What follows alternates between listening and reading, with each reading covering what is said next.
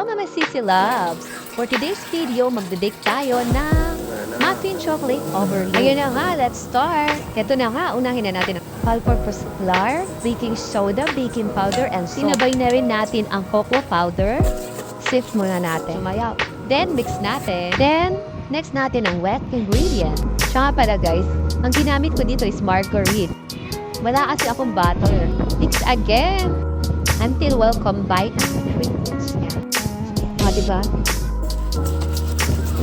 Lalagyan ko na lang nga pala na chocolate. Yan, overload. Grabe, ang daming chocolate na tayo. So, hindi ko na binawasan.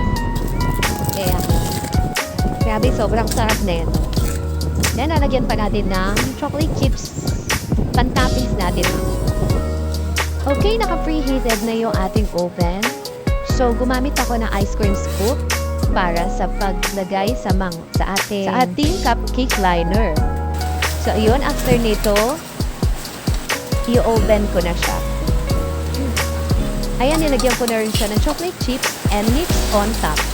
Almost kasi dito, mga kids yung mga bumibili. So, masyadong mabili sa kanila yung naiinagam. Ganyan mag-design. Alam nyo na, natutuwa sila, di ba? Actually, tinry ko lang to, guys. Yung una kong binig is yung cookies. So, ayun, naubos na. Kaya ba hinahanap ng mga bata, kaya nag-bake ulit ako nito. Muffin chocolate overload naman. Okay, tikman na natin. Grabe, ang sarap. Sobrang lambot niya. Kaya nadudurog siya sa lambot. Ang dami yata na ilagay kong chocolate, kaya ganyan. Pero grabe, ang sarap. Ayan, grabe. Hindi siya masyadong matamis. Doon sa usual flavor, nagbawas kasi ako ng konting sugar. So, ayan. Thank you for watching.